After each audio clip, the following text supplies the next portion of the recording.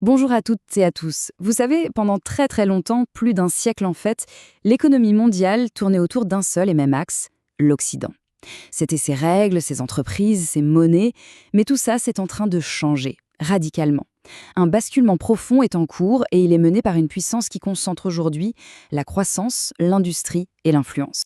Du coup, la vraie question aujourd'hui, ce n'est plus de savoir si la Chine a émergé. Ça, c'est un fait. Non. La question, c'est jusqu'où son influence va-t-elle s'étendre? Et surtout, qu'est-ce que ça signifie pour le reste du monde? C'est exactement ce qu'on va décortiquer ensemble. Le point de départ, il est simple, mais il est hyper puissant.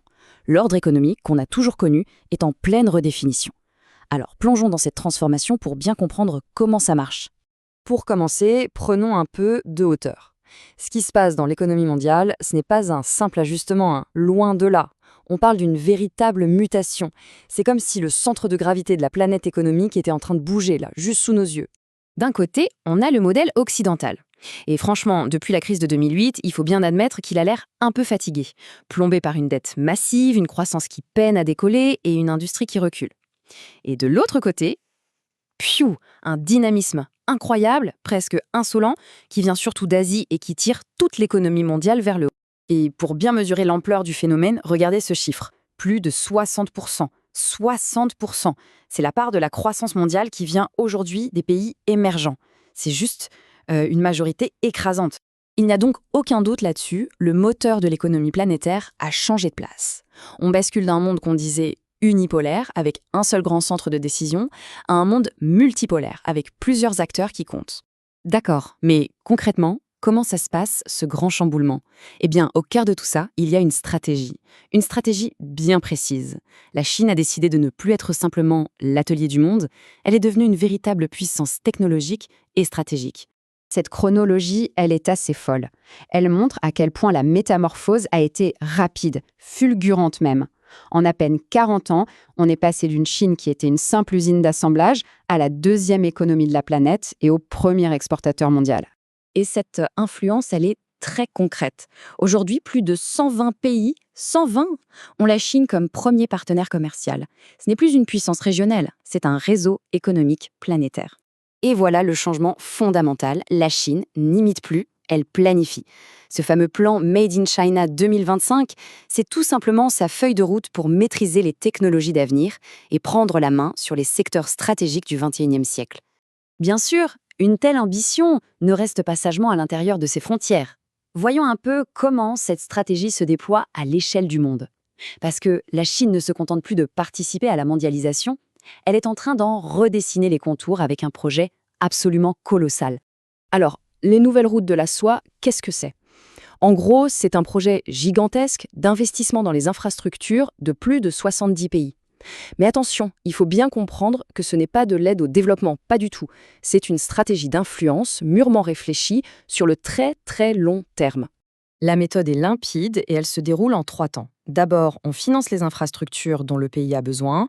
Ensuite, ça crée inévitablement une forme de dépendance économique. Et enfin, on s'assure un accès privilégié aux ressources stratégiques de ces pays. C'est une façon d'étendre son pouvoir sans envoyer un seul soldat. Ok, maintenant, pour avoir une vision équilibrée, il faut absolument regarder l'autre côté de la médaille. Parce que cette ascension spectaculaire, eh bien, elle n'est pas sans fragilité. Il y a des fissures dans les fondations. On est donc en droit de se demander, cette trajectoire est-elle vraiment inarrêtable? En réalité, il existe des risques, à la fois internes et externes, qui pourraient bien venir gripper la machine. En interne, le modèle chinois a de vraies faiblesses. Il y a une dette intérieure qui est colossale, surtout dans le secteur immobilier qui traverse une crise structurelle. Ajoutez à ça un défi démographique énorme, avec une population qui vieillit à toute vitesse, et une économie qui reste encore trop dépendante des exportations. Et comme si ça ne suffisait pas, il y a un facteur externe qui pèse de plus en plus lourd, la méfiance grandissante du monde occidental. Et ça se traduit par des restrictions commerciales, des sanctions technologiques, bref, un environnement beaucoup plus hostile. Alors, qu'est-ce qu'on peut conclure de tout ça? À quoi va ressembler l'économie mondiale de demain? Allez, on rassemble les pièces du puzzle pour essayer de dessiner ce futur probable. Cette phrase, je trouve, résume parfaitement la situation. On ne se dirige pas vers un simple remplacement de la domination américaine par une domination chinoise. Non, on va vers un monde bien plus éclaté.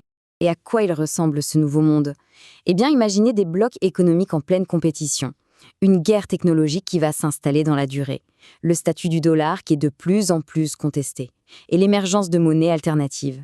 Au fond, s'il y a une chose à retenir, un résultat majeur et sans doute irréversible de cette ascension, c'est celui-ci. L'Occident n'est plus seul à la table des décisions. Et ça nous amène à la vraie question pour les décennies à venir. L'enjeu, ce n'est peut-être plus de savoir qui va gagner, mais plutôt de savoir comment ces différents pôles de pouvoir vont réussir à coexister. On va donc se quitter sur cette interrogation. Dans un système global qui est devenu plus instable, plus conflictuel et bien moins prévisible, comment les grandes économies vont-elles parvenir à cohabiter? Une chose est sûre, l'avenir de l'économie mondiale reste à écrire et la partie s'annonce très, très disputée.